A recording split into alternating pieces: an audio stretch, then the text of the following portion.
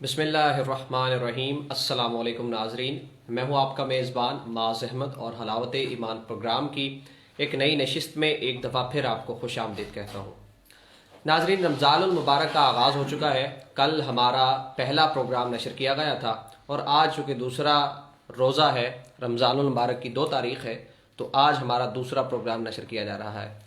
और पहले भी मैं बता चुका हूँ कि 26 रोज़ तक मुसलसल 2 बजे रोज़ाना हलावत ईमान प्रोग्राम एक नए मौजू के साथ नशर किया जाएगा। इसलिए आपने इन दिनों में इस प्रोग्राम को ना सिर्फ देखना है बल्कि ज़्यादा से ज़्यादा लोगों को भी बताना है कि रमज़ान में मुख्तलिफ दीनी मौज़ूआत, मुख्तलिफ किस्म के मसाइल ज़ेर बहस लाए जाएंगे और आपके इल्म में और अमल में इन मसाइल को सुनने के बाद इजाफा हो सकता है। आज का हमारा मौजू है रोज़े के अहकामात। इसमें रोज़े के मुख्तलिफ मसाइल को डिस्कस किया जाएगा और आज के मौजू पर गुफ्तगू फरमाने के लिए जनाब मोहतरम हज़रत अल्लामा फ़ज़ल दाद मदनी साहब हमारे दरमियान मौजूद हैं। इसके अलावा मैं पहले बता चुका हूँ कि हर नशिस्त में एक नई शख्सियत को नात शरीफ के लिए या मसाइल पर गुफ्तगू के लिए मदऊ किया जाएगा। तो कल कारी मोहम्मद शफी नौशाही साहब यहाँ पर हमारे दरमियान नात शरीफ के लिए मौजूद थे और आज थोड़े लम्हात बाद इंशाअल्लाह कादरी शबीर अहमद साहब नौशाही हमारे दरमियान मौजूद होंगे। बड़ी नामी ग्रामी शख्सियत हैं, नात के हवाले से एक अपना मुकाम रखते हैं, बड़ी खूबसूरत आवाज़ के मालिक हैं। कुछ ही लम्हात बाद वो अपनी नात से आप लोगों को महसूस करेंगे। एक बच्चा छोटा सा जामिया मोहम्मदिया डोगा शरीफ से इसका ताल्लुक है, तैयब इसका नाम है। तलावत कलाम पाक से आज की इस नशिस्त का बाकायदा आगाज़ करेगा। तो तैयब बेटा आप तलावत कीजिए और उसके बाद प्रोग्राम शुरू करते हैं। शाबाश। أعوذ بالله من الشيطان الرجيم. بسم الله الرحمن الرحيم. ألهاكم التكاثر حتى زرتم المقابر كلا سوف تعلمون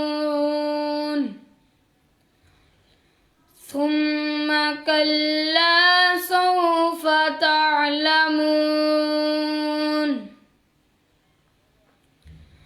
كلا لو تعلمون علم اليقين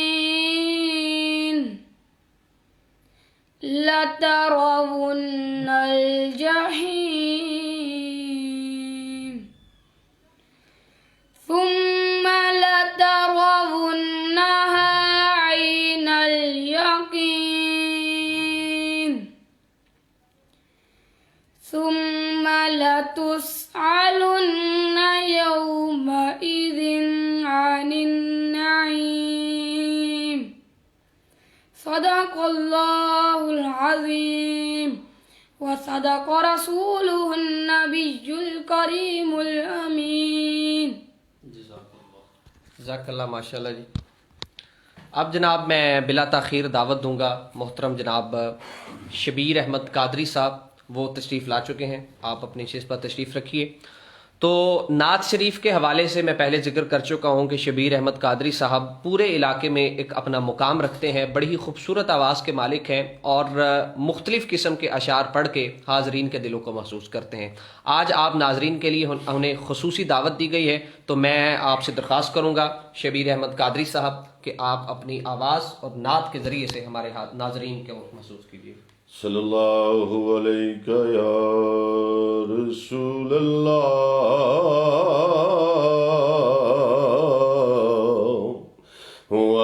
वसल्लम अलैका या हबीब अल्लाह। मैं किसी से कुछ नहीं मांगता,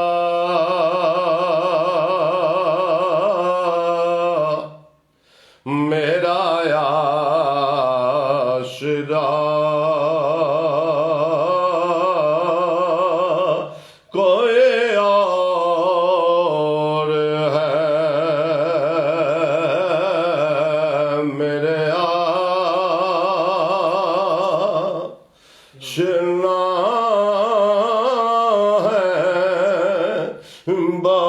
بہت مگر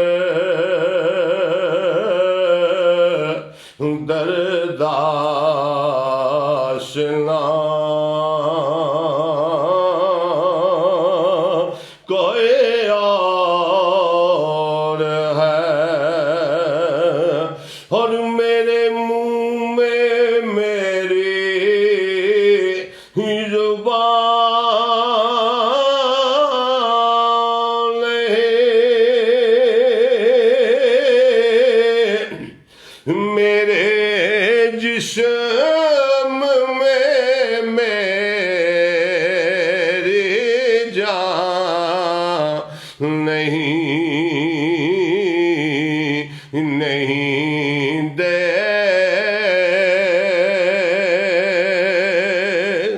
نہیں بولنا میرا بولنا، یہ تو بولتا کوئی اور ہے، اور تیرا اہل زر سے ہے واسطہ،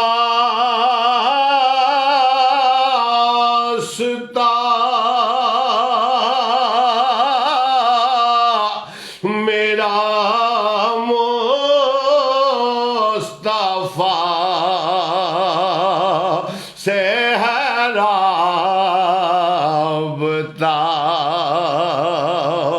تیرا اہل زر سے ہے واسطہ،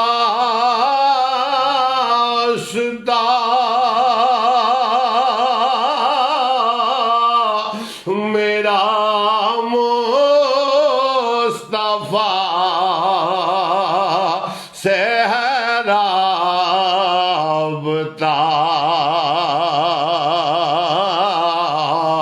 تیرا راستہ کوئی اور ہے، میرا راستہ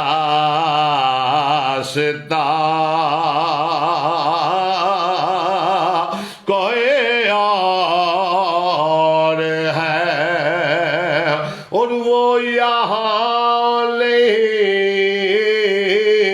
کہ وہاں نہیں، ہو جو آنکھ تو وہ کہاں نہیں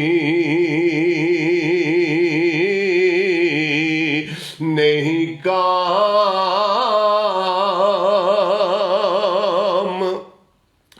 دیدہ کور کا یہ تو دیکھتا کوئی اور ہے،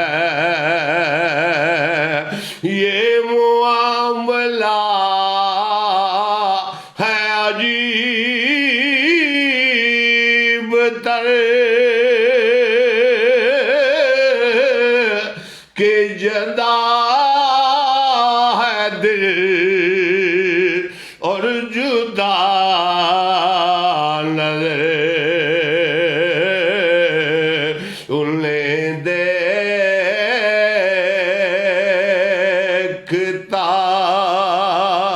کوئی اور ہے، انہیں مانتا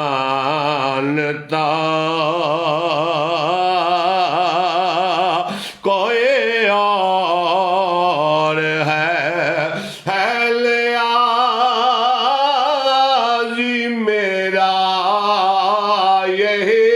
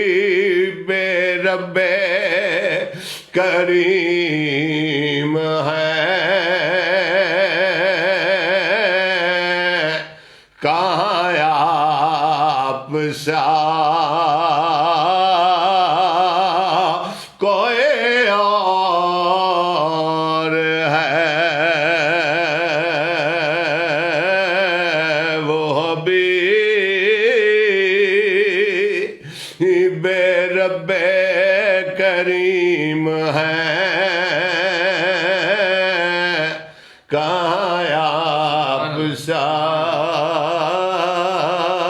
कोई और है। बहुत खूब जी, बहुत खूब। शबीर अहमद कादरी साहब, बहुत खूब। आज आप सब लोग यकीनन ये देख रहे होंगे कि हम फेसबुक आईडी लाइव जो है वो डोगा शरीफ पे नहीं चला रहे, तो तकनीकी मसाइल की वजह से डोगा शरीफ पेज पे आज लाइव नहीं जा रहे। इंशाल्लाह कल से बाकायदा जो है डोगा शरीफ पे ही हलावत ईमान प्रोग्राम जो है उसको नशर किया जाएगा। तो डोगा शरीफ के जितने भी अहबाब हैं या जो हलावत ईमान प्रोग्राम रोज़ाना की बुनियाद पर देखते हैं, उनसे मेरी गुजारिश है कि आप वीडियो को शेयर कर दीजिए। और अगर आपने डोगा शरीफ पेज लाइक नहीं किया तो फेसबुक पर डोगा शरीफ पेज सर्च करें और उसके बाद उसको लाइक कर लीजिए। बहुत शुक्रिया जी काजी शबीर अहमद साहब। तो ये मैं आज जो मेरी अपनी ज़ाती आईडी है माज अहमद डोगा, उस पर आप ये आज हलावत ईमान प्रोग्राम लाइव देख रहे हैं। तो अल्लामा फजलदाद मदनी साहब हमारे दरमियान मौजूद हैं। आज का हमारा जो मौजू है वो है रोज़े के अहकामात और इसके अलावा रोज़े के मुख्तलिफ मसाइल आज ज़ेर बहस रहेंगे।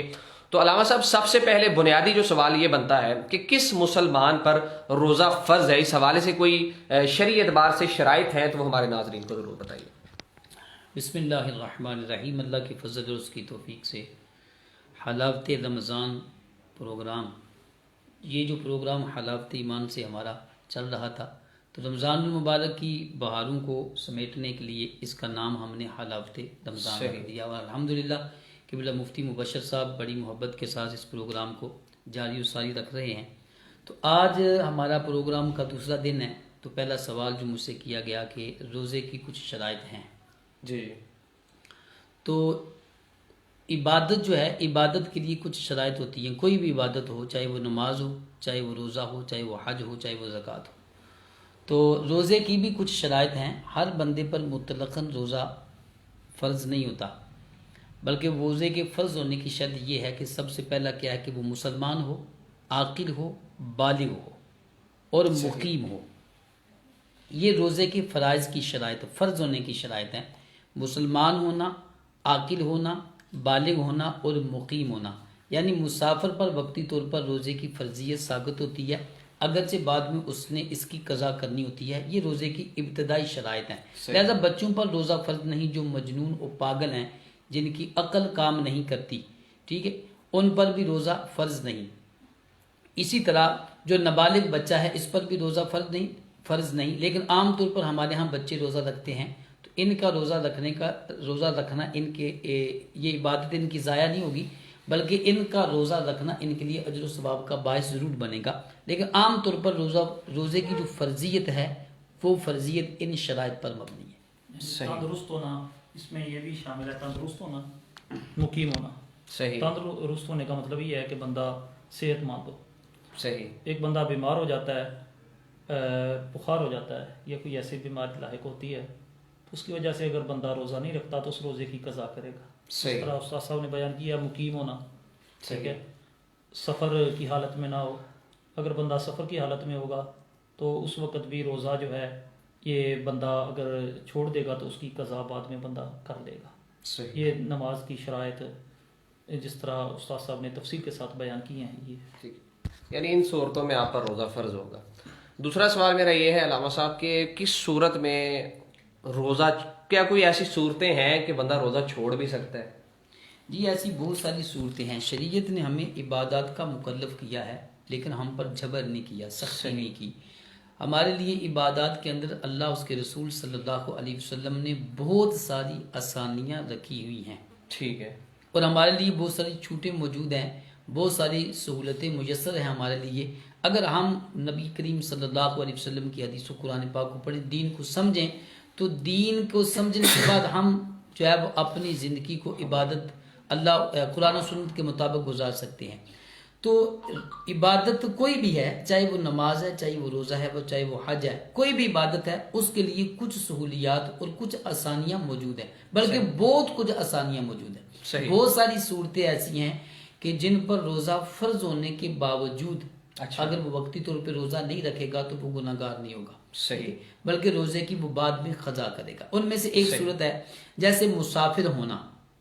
मुसाफिर पर फिर रोज़ा रखना फ़र्ज नहीं है। अगर जब फ़र्ज है, लेकिन फ़र्ज वक्ती तौर पर हालत सफ़र में जब तक है وہ روزہ نہیں رکھے گا، بلکہ حالت سفر میں جو رمضان المبارک کے اس کے روزے رہ گئے ہیں وہ رمضان کے بعد کبھی بھی کسی بھی مہینے میں کسی بھی موسم میں وہ ادا کر سکتا ہے۔ اچھا، اسی طرح اگر حاملہ عورت ہے، کسی عورت، وہ عورت جس کے پیٹ میں بچہ ہے، اچھا، اور اس کو روزہ رکھنے سے کسی ماہر طبیب حاذق نے یہ مشورہ دیا ہو کہ اگر تو روزہ رکھے تو بچے کو نقصان کا اندیشہ ہے یا خود عورت کی جان کا یا بیماری کا اندیشہ ہے، تو شریعت نے اس کو اجازت دی ہے کہ وہ وقتی طور پہ روزہ نہ رکھے، بلکہ جب یہ عارضہ ختم ہو جائے تو اس کے بعد کبھی بھی وہ روزہ رکھ لے۔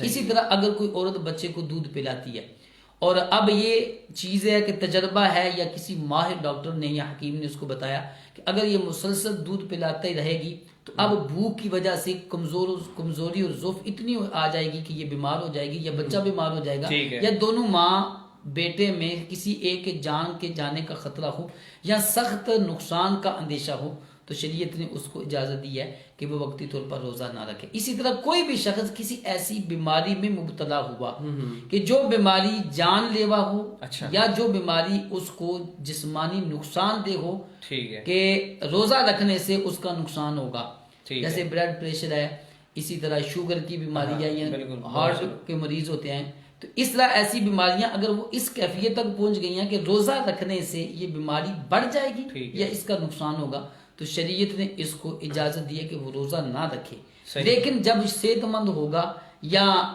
افاقہ ہوگا ان بیماریوں سے تو اس وقت ان روزوں کی اس نے قضا کر۔ صحیح ہے۔ اچھا، اس میں یہ تو نہیں ہے کہ آپ نے طبیب نے آپ کو کہنا ہے تو آپ نے پھر اپنے طور پہ بھی آپ فیصلہ کر سکتے ہیں؟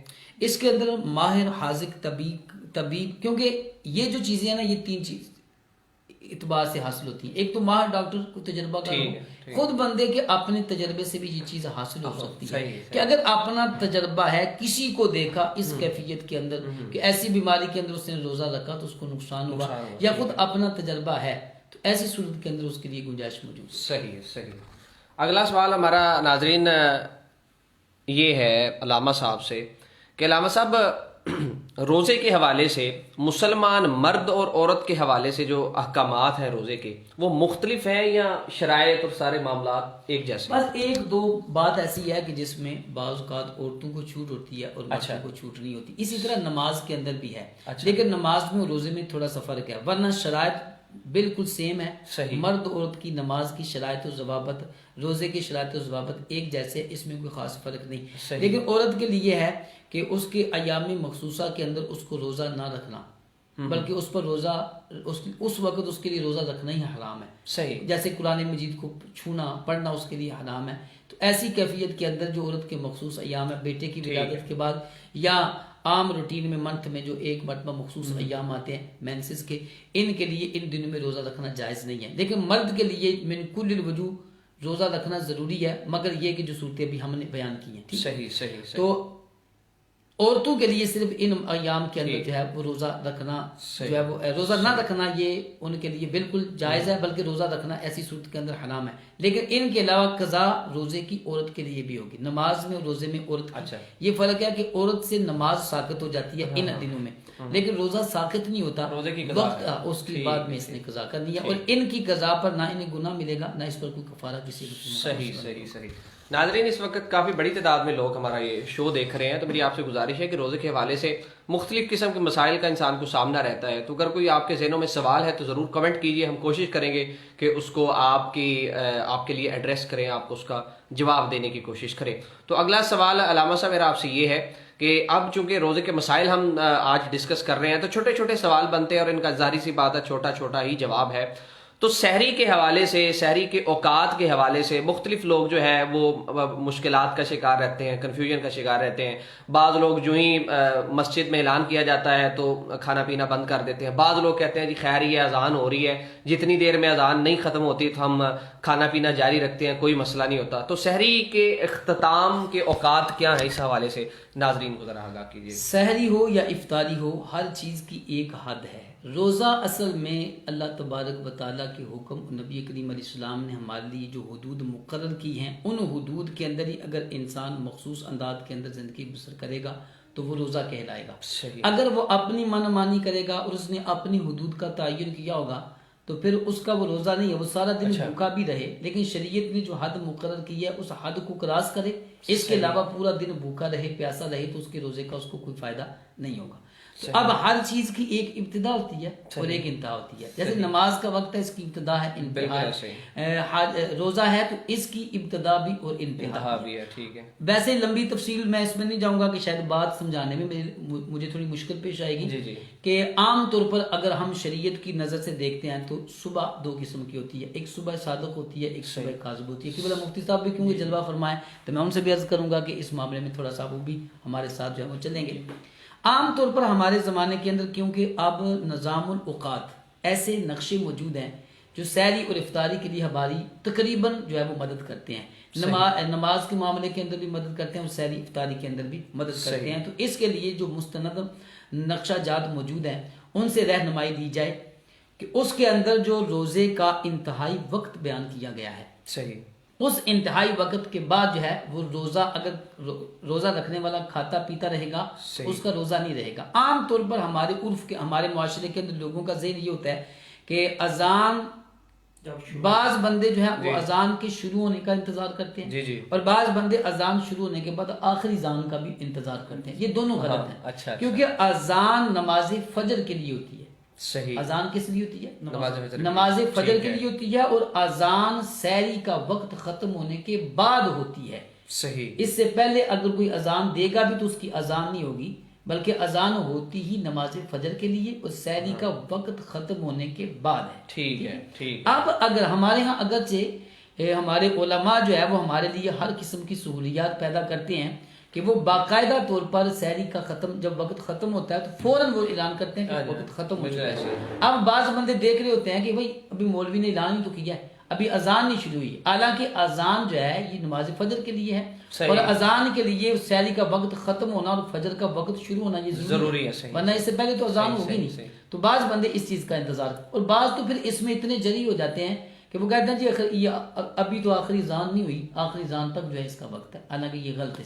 ٹھیک ہے، اس میں نا ہو سکتا ہے کہ لوگوں کے ذہن کے اندر یہ بات یہ ابھی بیٹھی ہوئی ہے، پہلے زمانے کے اندر یہ ہوتا ہو کہ روزہ بند ہونے کا اعلان نہ ہوتا ہو، صرف اذان ہی دے دیتے ہوں، تو ویسے تو جو استاد صاحب نے بیان کیا، علامہ صاحب نے، کہ سحری کا جو وقت جب ختم ہو جائے اس سے اگر آپ 1 منٹ کے بعد کوئی چیز کھا پی رہے ہیں تو آپ کا روزہ نہیں ہے۔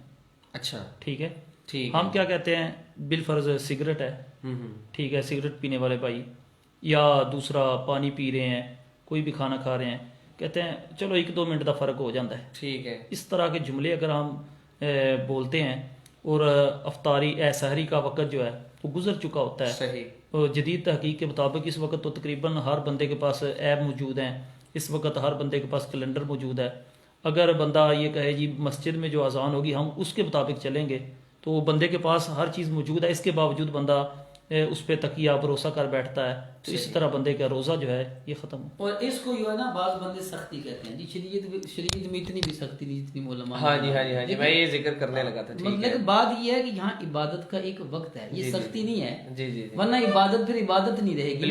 آپ ہر ایک بندہ 2 منٹ کو کوئی وقت نہیں سمجھتا، ایک کے لیے آدھا گھنٹے کی کوئی اہمیت نہیں ہوتی، بعض کے لیے پون گھنٹے کی کوئی اہمیت نہیں ہوتی، تو عبادت نام ہی تقرر کا ہے، تعین کا ہے۔ اگر ہم اس کے اندر تھوڑا بہت آگے پیچھے کرتے رہیں گے تو پھر عبادت نہیں، پھر تو ہم اپنے خواہش نفس پہ عمل کر رہے ہیں۔ صحیح بات ہے، عبادت تب ہوگی جو اللہ اس کے رسول نے ہمارے لیے حدود مقرر کی ہیں، ہم 100% ان حدود کا خیال رکھیں۔ بالکل ایسے، اور جیسے ناظرین ہماری زندگیوں میں ڈسپلن ہوتا ہے ہر چیز کا، آفس جانا ہے تو اس کا ایک طریقہ کار ہے، ایک باقاعدہ طور پہ یونیفارم ہوتا ہے، اسکول جانا ہے اس کے لیے ایک یونیفارم ہوتا ہے، آپ پولیس میں اس کے لیے ایک یونیفارم ہوتا ہے، باقاعدہ آپ کی ٹائمنگز ہوتی ہیں، اسی طرح دین ہے، اسلام ہے، اس کے چند احکامات ہیں، اور دین میں یہ چیزیں جو ہیں وہ لازمی ہیں۔ اب بندہ اپنی مرضی کرتا جائے گا تو پھر وہ اس کا مطلب ہے کہ وہ شریعت کو فالو نہیں کر رہا ہے ابھی۔ اسی طرح روزے کی بھی احکامات ہیں، اگر ہم یہ سوچ کر کہ جی یہ تو علماء کرام نے اپنے سے باتیں بنائی ہوئی ہیں، اپنی مرضی آپ کرتے جائیں گے تو پھر آپ یہ غلط طریقہ کار اختیار کر رہے ہیں۔ ضروری یہ ہے کہ دین کے احکامات پر عمل کیا جائے اور جو پیرامیٹرز آپ کے لیے سیٹ کیے گئے ہیں ان کے مطابق آپ نے روزہ رکھنا ہے، اس کے مطابق آپ نے نماز پڑھنی ہے۔ تو اس کے علاوہ میں ایک دفعہ پھر سے آپ کو بتاتا چلوں کہ اس وقت آپ لائیو یہ حلاوت ایمان کی نشریات میری اپنی personal Facebook I D پہ دیکھ رہے ہیں۔ اس کے علاوہ آئندہ جو ہے وہ ڈوگا شریف کی ہی فیس بک پیج پہ اس کو لائیو دکھایا جائے گا. تو اس وقت چونکہ بڑی تعداد میں ناظرین دیکھ رہے ہیں تو میری آپ سے گزارش یہ ہوگی کہ آپ فیس بک پر جا کے ڈوگا شریف اردو میں لکھیں گے, اس کو سرچ کریں تو ایک ڈوگا شریف پیج آ جائے گا. آپ اس پیج کو لائک کر لیجئے, اور انشاءاللہ اس رمضان میں بھی اور آئندہ رمضان کے بعد ہفتہ روز یہ پروگرام ہوتا ہے, تو آپ اس پروگرام کے ذریعے سے آپ اپنے علم اور عمل میں اضافہ کر سکتے ہیں. تو انشاءاللہ کل جو ہے وہ ڈوگا شریف کے فیس بک پیج پر ہی حلاوت ایمان کی لائیو نشریات چلائی جائیں گی. اگلا سوال میرا علامہ صاحب آپ سے یہ ہے کہ روزے کے حوالے سے کیا احکامات ہیں کہ روزہ اگر ٹوٹ جائے, روزہ نہ رکھا جائے تو روزے کا کفارہ کیا ہوگا؟ اس حوالے سے ناظرین کو ذرا تفصیل سے آگاہ کیجیے گا. روزے کے احکام, روزہ نہ رکھنا اس کا الگ حکم ہے, روزہ توڑنا اس کا الگ حکم ہے.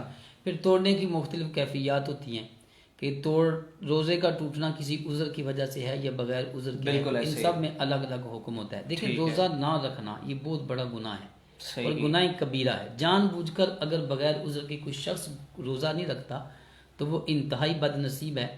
اس کے لیے نبی کریم علیہ السلام کا وہ فرمان ہی کافی ہوگا. سرکار علیہ السلام نے فرمایا کہ تباہ اور ہلاک ہوا وہ شخص جس نے اپنی زندگی میں رمضان پایا اور وہ اپنی بخشش نہ کروا سکا. تو ماہ رمضان المبارک تو ہمارے لیے بخشش کا ایک اللہ تعالیٰ کی طرف سے ایک عظیم خزانہ ہے. اگر ہم اس میں اللہ تعالیٰ کی بارگاہ میں رجوع کریں تو اللہ تعالیٰ کی حضور ہماری بخشش ہو سکتی ہے. لیکن روزہ نہ رکھنا, ابتدا ہی سے نہ رکھنا, یہ بہت بڑا گناہ ہے. صحیح. لیکن اس کا کفارہ نہیں ہے. اس پر جو ہے اگر کوئی بندہ ابتداً روزہ رکھتا ہی نہیں تو اس پر قضا فرض ہے, واجب ہے. اب اس نے اس روزے کی قضا ہر صورت میں کرنی ہے. صحیح. دوسری صورت یہ ہے کہ روزہ جو ہے اور قضا جو ہے اس میں تمام روزے عام ہیں.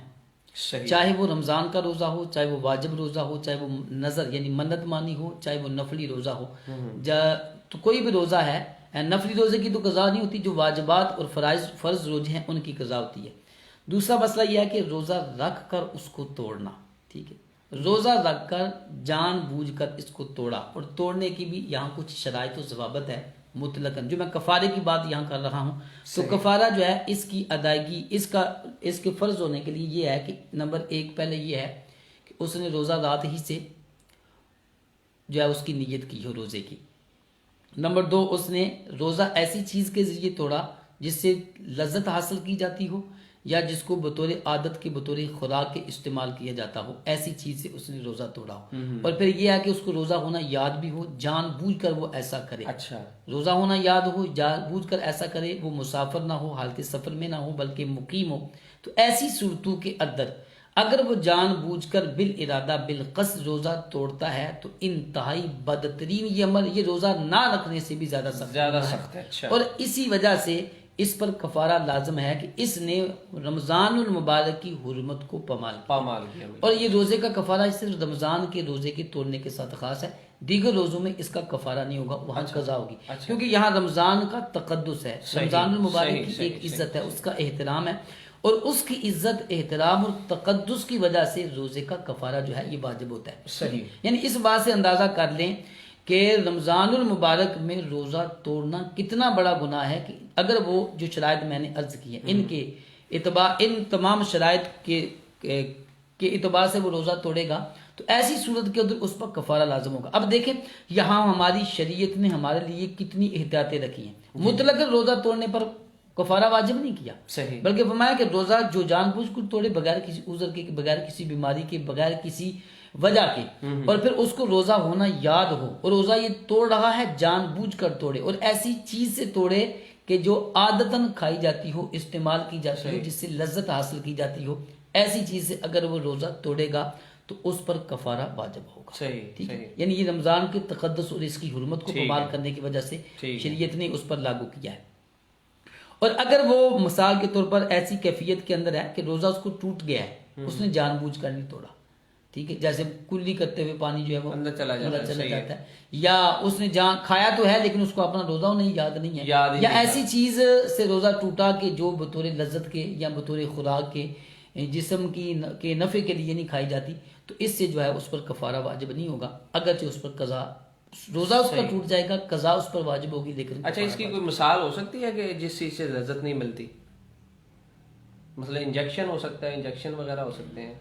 ایجیکشن سے تو ویسے روزہ ٹوٹتا ہی نہیں ہے نا. یہاں بات یہ ہے کہ روزہ ٹوٹے بھی اور اس کا کفارہ بھی. اچھا ٹھیک. روزہ بھی ٹوٹے اور اس کا کفارہ. کیسے اس کی مثال میں آپ کو دیتا ہوں. ایک بندہ جو ہے اس کو پتہ ہے کہ میں روزے دار ہوں, ٹھیک ہے, روزے کی حالت میں وہ وضو کر رہا تھا اور اس نے غرغرہ کیا اور غرغرے کے دوران اس کا پانی اس کے پیٹ میں چلا گیا, اس کا روزہ ٹوٹے گا لیکن اس پر کفارہ واجب ٹھیک ہے نہیں ہوگا. ٹھیک ہے. اسی طرح ایک بندہ ہے جو ہے وہ اس کو روزہ ہونا بھی یاد ہے اور روزہ یاد ہونے کے ساتھ ساتھ وہ جان بوجھ کر کوئی ایسی چیز اپنے اندر جو ہے وہ اس کو لے کر جا رہا ہے, جیسے دھواں ہے, دھواں جان بوجھ کر سانس کھینچ کر اندر لے جانا, اس سے روزہ ٹوٹے گا. اندر چیز بھی چلی گئی ہے لیکن اس سے کفارہ واجب نہیں ہوگا.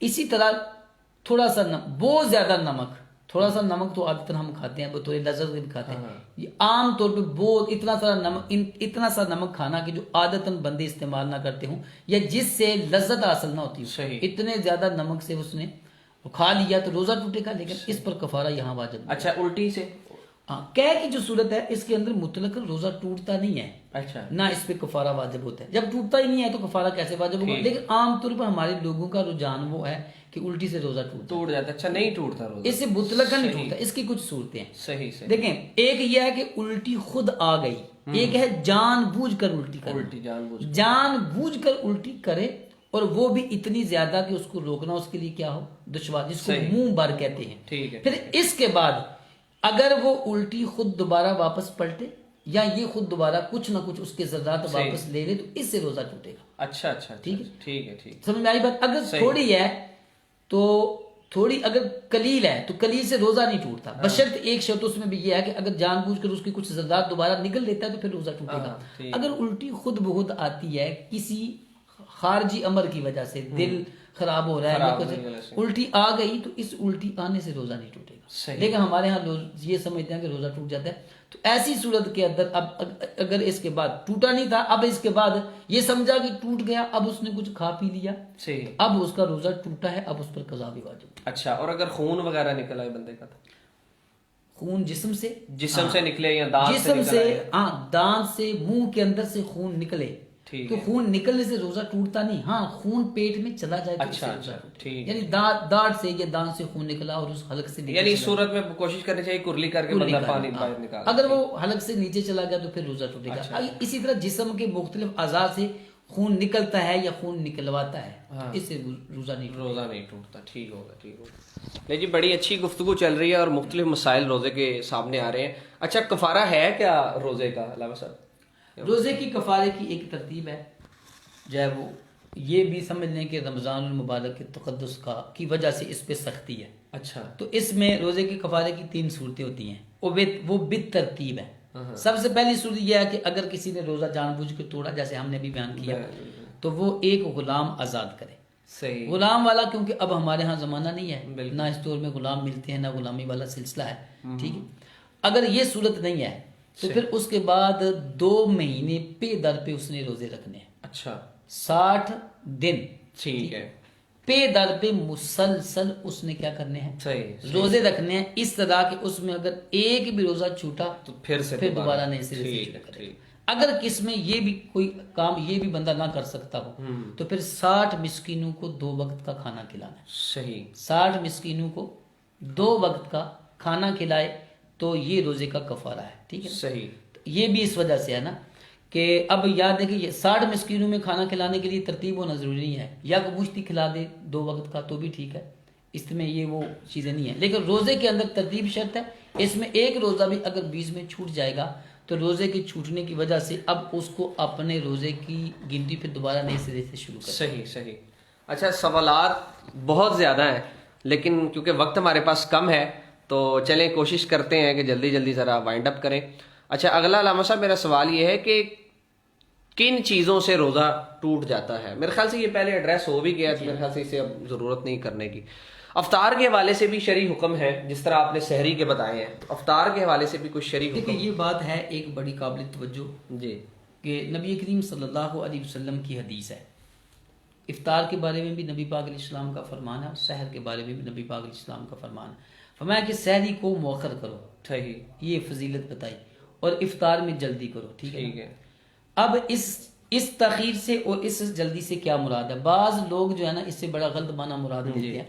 وہ کہتے ہیں دیکھو جی نبی پاک نے فرمایا کہ میری امت ہمیشہ بلائی پہ رہے گی جب تک وہ افطاری میں جلدی کرے گی. افطاری میں جلدی سے مراد یہ نہیں ہے کہ وقت سے پہلے کرے، بلکہ جلدی سے مراد یہ ہے کہ جیسے ہی افطار کا وقت ہو تو بلا تاخیر فوراً افطار کر لے. اسی طرح سحری کو مؤخر کرنے سے مراد یہ ہے، یہ نہیں کہ سحری کا وقت گزرنے کے بعد اس کو مطلب یہ ہے کہ آخری اوقات کے اندر سحری کرے کہ یہ آخری اوقات میں سحری کرنا اس کے لیے معامن بھی ہوگا. ٹھیک ہے نا. عام طور پر بعض بندوں کو تو ہمارے ہاں بھی بعض بندے 2-3-4 منٹ پہلے کھلوا دیتے ہیں روزہ، اور بعض جو ہیں وہ 15-20 منٹ لیٹ کر دیتے ہیں. تو یہ دونوں غلط ہیں. صحیح. ابتدا جلدی کرنے والے اتنی جلدی کہ وقت ابھی ختم ہوا ہی نہیں افطاری کا اور 2 منٹ پہلے کھلوا دیا. اور بعض بندے ایسے بھی ہوتے ہیں کہ وقت ہو چکا ہوتا ہے 15-20 منٹ کے بعد وہ روزہ افطار کرواتے ہیں. تو یہ بھی غلط ہے. ویسے بھی آج کل تو کیلنڈر وغیرہ آ گیا، بندہ اس کو فالو کرے تو فالو کریں. اب مقصد یہ ہے کہ جدید دور ہے، جدید ٹیکنالوجی ہے، ہر قسم کی سہولیات ہیں ہمارے لیے، کوئی دقت نہیں. ہمارے پاس انٹرنیٹ پر باقاعدہ طور پر ایسی تمام چیزیں موجود ہیں کہ جہاں ہم یہ پتہ معلوم کر سکتے ہیں کہ کل بارش ہونی ہے، کب سے کب تک ہونی ہے. تو ہم نماز ان ساری چیزوں کے اوقات کو بالکل ایسے. اچھا علامہ صاحب ایک اور چیز ہے کہ بہت سے لوگ، اب جیسے ہم ذکر کر رہے تھے کہ روزے کا کفارہ ہے 60 مسکینوں کو کھانا کھلانا ایک روزے کا، تو کچھ لوگ جان بوجھ کے ایسا شروع کر دیتے ہیں یار کہ میں بس اب بیزی رہتا ہوں. وہ فدیے والی صورت اور ہے. صحیح. کفارے والی صورت ہے وہ روزہ ٹوٹنے میں. بعض لوگ فدیے کو اتنا آسان لیتے ہیں کہ بعض بندے کہتے ہیں چلو جی روزہ نہیں رکھتے تو خیر میں کام کاج کرتا ہوں، وہ ٹائم نہیں ہوتا، تو ایسے تو میں اس کے لیے یہ بڑی قابل توجہ بات ہے. پہلی بات تو یہ ہے کہ پیچھے ہم نے بات بیان کر دی تھی کہ کن لوگوں کے لیے روزہ چھوڑنا جائز ہے. صحیح. وہ ہم نے بیان کر دی. صحیح. اس کے علاوہ کسی کے لیے روزہ چھوڑنا جائز نہیں ہے. اچھا. ٹھیک. اب بعض بندے فدیے کی آڑ میں روزے کو چھوڑتے ہیں کہ میں بات بہانہ کیا یار میں کمزور ہوں، بیمار رہتا ہوں، تو مجھ سے روزہ نہیں رکھا جاتا. صحیح. اب یہ بیماری اگر تو نارمل ہے، عام روٹین کی بیماری ہے کہ جس بیماری سے اس کو پتہ ہے کہ مجھے نقصان نہیں ہوگا یا میری بیماری روزہ رکھنے کی وجہ سے نہیں بڑھے گی، تو اب اس پر روزہ رکھنا ہی فرض ہے.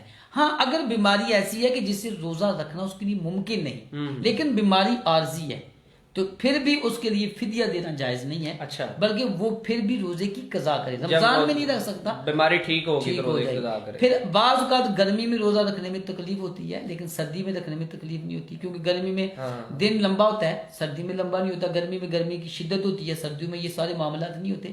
تو جب تک روزہ رکھنا ممکن ہے تو روزہ ہی رکھنا ضروری ہے، چاہے وہ رمضان میں ادا کرے یا رمضان کے بعد قضا کرے.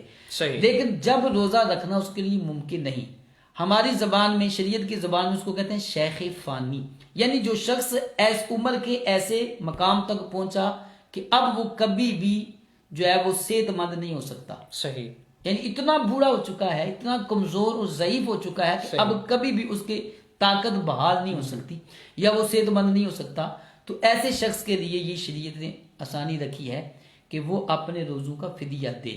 آج کل ہر بندہ ہی فدیے کے چکر میں ہے. بالکل ایسے میں کہہ رہا ہوں ٹرینڈ بن گیا. یہ اچھی بات نہیں ہے. عبادت کو تمسخر میں کے انداز میں نہیں لینا چاہیے. دیکھیں میرے پاس مال ہے تو اب اس کا مطلب میں روزے نہ رکھوں کہ میں روزے نہ رکھوں جی میں 60 مسکینوں کو کھانا.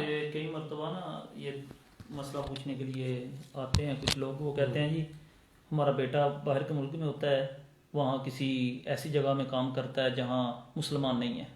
اچھا. تو اب وہ یہاں پہ رہتا تھا، روزے رکھتا تھا، اب اس کے لیے کیا حکم ہے؟ تو ان جو سوال پوچھتے ہیں میں ان کو بھی یہی بتاتا تھا. جی جی.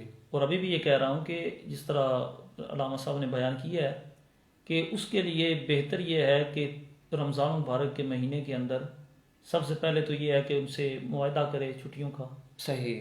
اگر وہاں پہ روزے رکھ سکتا ہے تو روزے رکھے، اگر نہیں رکھ سکتا تو جس طرح انہوں نے بتایا ہے کہ اس کا فدیہ نہیں دینا بلکہ بعد میں اس نے رکھنے ہیں. بالکل. رمضان مبارک کے بعد سردیاں آتی ہیں، کسی موسم میں اس نے قضا کرنی ہے. صحیح. دوسرا جس طرح یہ فدیے کے بارے میں استاد صاحب گفتگو فرما رہے ہیں، فدیہ کتنا ہے یہ بھی بتا دیجیے نا. فدیہ فی روزے کا اس بندے کے بارے میں شیخ فانی ہو، ٹھیک، شیخ فانی کی طریق جس طرح اتنا بوڑھا لاغر بندہ ہے، ٹھیک ہے، اس کے روزے کے بارے میں، یا جس بندے کی شوگر اتنی ہائی ہے، یا جو بندہ ہارٹ پیشنٹ ہے، ٹھیک ہے، جس کو صحت ٹھیک ہونے کی امید ہی نہیں ہے. اچھا. اس بندے کے بارے میں ایک روزے کا فدیہ جو ہے جس طرح فطرانہ ہے نا ایک، ٹھیک ہے، کم از کم اس وقت 150 روپے. اچھا. ٹھیک ہے، ایک روزے کا، یہ کم از کم ہے، یہ گندم کے حساب سے، اگر جو کے حساب سے دیکھیں تو اس سے زائد ہے، ٹھیک ہے۔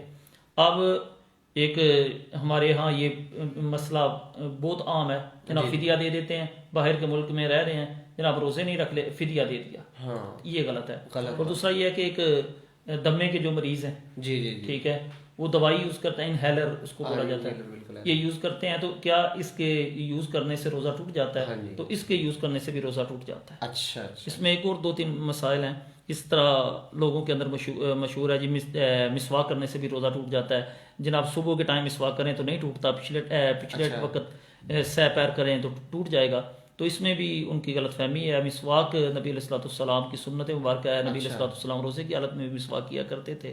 اس کے علاوہ سرما ہے، ٹھیک ہے، سرما ڈالنے سے بھی روزہ نہیں ٹوٹے گا۔ اچھا، ٹھیک ہے۔ اور جیسے اس کی وضاحت فرما رہے تھے، یہ فدیے والا جو رجحان، ہماری جو گفتگو چل رہی تھی، فدیے والا رجحان لوگوں میں اب عام ہو چکا، کیونکہ پیسے کی کثرت ہے، دولت کی کثرت ہے، اور چھوٹی چھوٹی باتوں پر وہ فدیہ دینے پر آ جاتے ہیں۔ لیکن یہ بات وہ ذہن نشین کر لیں کہ میرا فتویٰ دینے سے مسئلہ حل نہیں ہوگا۔ اچھا، مثال کے طور پر آپ کہتے ہیں کہ میں نے فلاں مفتی سے فتویٰ لے لیا، ہر بندہ اپنی بیماری کی کیفیت کو جانتا ہے، ہر بندہ اپنی ذات کے معاملے میں امین ہے، وہ اس میں خیانت نہیں کرتا، ہر بندہ جانتا ہے کہ یار میں ابھی وقتی طور پہ بیمار ہوں، بعد میں ٹھیک ہو جاؤں گا۔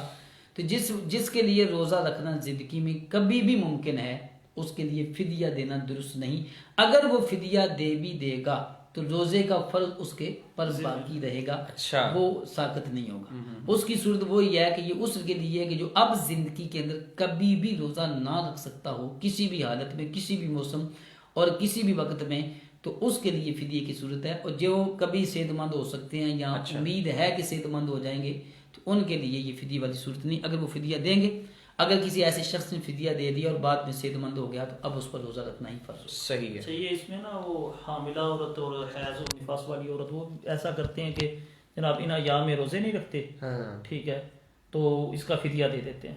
تو حیض اور نفاس والی جو عورت ہے ان کے لیے بعد میں روزے رکھنے فرض ہیں۔ اچھا، اور حاملہ والی جو عورت ہے وہ اگر اتنی لاغر ہے، ڈاکٹر کہتا ہے کہ آپ کے لیے یہ ہے کہ آپ روزہ چھوڑ دیں، ٹھیک ہے، تو پھر جب وضع حمل ہو جائے تو اس وقت اس پہ روزہ رکھنا لازم ہوگا، قضا کرے۔ صحیح ہے۔ اچھا، آخری سوال بالکل مختصر سا، کہ اگر کوئی شخص اٹھتا ہی لیٹ ہے، ٹھیک ہے، سحری کا وقت گزر جاتا ہے، یا کوئی بھی معاملہ ایسا ہو جاتا ہے کہ اس کو کھانے کے پینے کے بغیر روزہ رکھنا پڑتا ہے، تو اس حوالے سے کیا احکامات ہیں؟ کھانے پینے کے بغیر روزہ رکھنا تو جائز ہے، صحیح، اس میں کوئی حرج نہیں، لیکن یہ بات ذہن میں رکھنی ہے کہ یہ وہ فخر والی قابل فخر بات نہیں ہے۔ بعض بندے فخر کے طور پر ایسا کرتے ہیں، حالانکہ وہ ایک بہت بڑی سنت سے محروم ہوئے ہیں۔ اچھا، نبی کریم صلی اللہ علیہ وسلم نے سحری کی بڑی فضیلت بیان کی، اچھا، اور فرمایا کہ جس سے ہو سکے وہ سحری کرے، کہ اس سحری میں اللہ تعالیٰ نے برکت رکھی ہے، اچھا، اور سحری کا کھانا، اس کو رسول پاک نے فرمایا یہ اس میں بلائی ہی بلائی ہے، ٹھیک ہے نا۔ یہ ہے کہ بامر مجبوری ایسا ہو جائے تو روزہ رکھنے میں کوئی حرج نہیں ہے، اچھا، لیکن سحری سے محروم ہو جانا یہ حرج کی بات ہے، کہ یہ صحیح، نبی پاک کی صحیح، سنت ہے، اور اس کی فضیلت حدیث بات میں بہت زیادہ بیان کی گئی۔ لیکن ناظرین، ہمارے پروگرام کا وقت ختم ہوا جاتا ہے، انشاءاللہ آپ سے کل ملاقات ہوگی ایک نئے موضوع کے ساتھ، اور کل جو ہے انشاءاللہ ڈوگا شریف کے فیس بک پیج پہ حلاوت ایمان حلاوت رمضان پروگرام جو ہے اس کو لائیو نشر کیا جائے گا۔ تو میری آپ سے پھر سے درخواست ہے کہ اگر آپ نے ہمارا پیج ڈوگا شریف لائک نہیں کیا تو فیس بک پر اردو میں لکھیں ڈوگا شریف، آپ کے سامنے ایک پیج نمودار ہوگا، اس پیج کو آپ لائک کر لیجئے، اور انشاءاللہ آئندہ جو ہے حلاوت ایمان پروگرام کی جو دیگر قسطیں آنے والے پروگرامز ہیں وہ اسی پیج سے نشر کیے جائیں گے۔ ہمیں دیجیے اجازت، انشاءاللہ آپ سے ملاقات ہوگی۔ اللہ حافظ۔